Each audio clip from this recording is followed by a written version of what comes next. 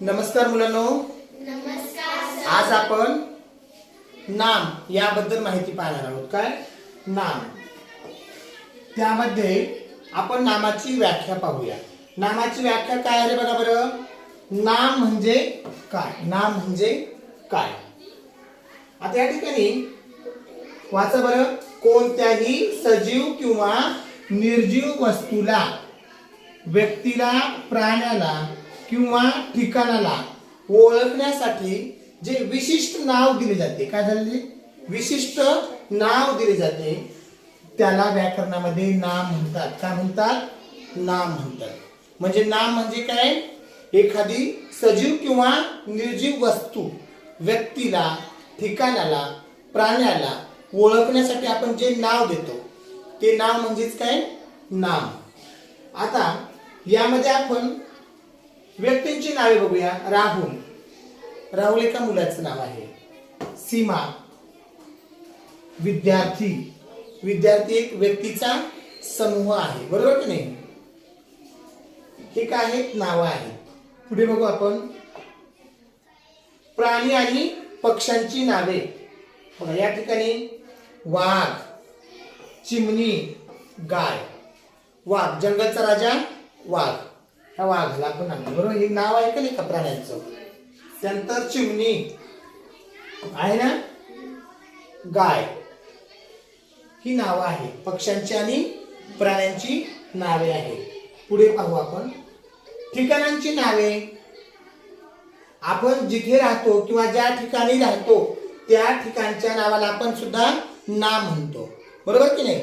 तुमच्या गावाला पण एक नाव आहे, माझ्या पण गावाला एक नाव आहे. प्रत्येकाच्या गावाला नाव असतं का नाही.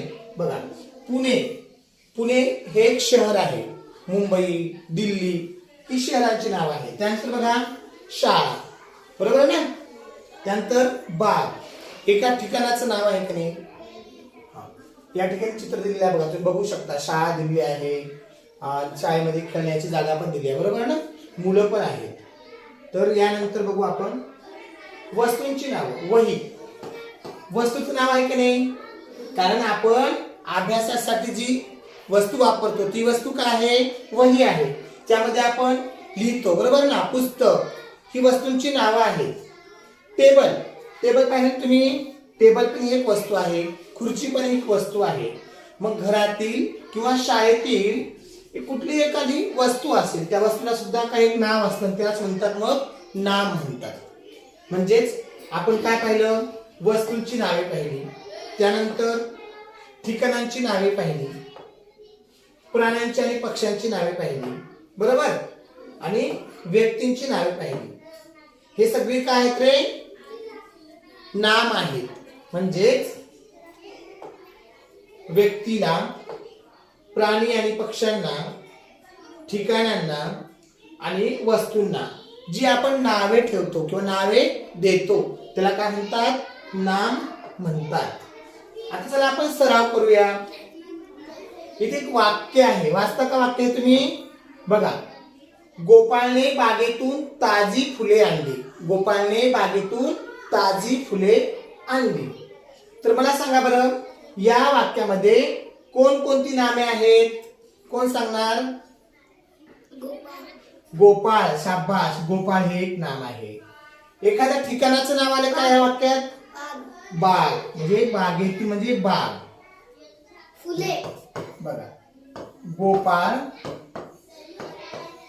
हे नाम आहे, व्यक्तीचं नाव आहे, बरोबर. त्यानंतर दुसरं आहे बाग, बागेतून म्हणते ना, म्हणून हे काय आहे, ठिकाणाचं नाव आहे बाग. आणि आपण तिसरं जे नाम आहे ते काय आहे, फुले. फुले एक वस्तू आहे, बरोबर ना. हा, ही काय आहे, या वाक्यात 3 नामे आलेली आहेत, म्हणजे 3 नावे आलेली आहेत. पुढे बघूया आपण. बघा आता जे आपण वाक्य पाहिलं ना, त्या वाक्याचं आपण थोडं विश्लेषण करूया. वाक्याचे विश्लेषण बघा. हे शब्द आहेत इकडे बघा, गोपाळ, बाग आणि फुले हे 3 शब्द आहेत, बरोबर. प्रकार नामाच, हो. गोपाळ हे नाम आहे का, आहे. बाग हे नाम आहे, फुले नाम आहे.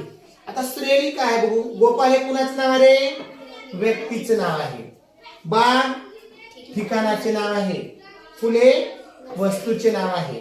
मग या व्यक्ती, वस्तू, ठिकाण याला जे आपण नाव देतो ना त्याला म्हणायचं नाम म्हणायचं. उत्तर बघा, गोपाळ, बाग आणि फुले ही या वाक्यातील काय आहेत? नामे आहेत. या वाक्यातील काय आहेत? नामे आहेत. गोपाळ, बाग आणि फुले ही नामे आहेत. मग तुम्हाला नाम म्हणजे काय समजलं का? मग माझ्या मागे बोला. व्यक्तीला, वस्तूला किंवा ठिकाणाला दिलेले नाव म्हणजे नाम. चला आपण पुढे पाहू.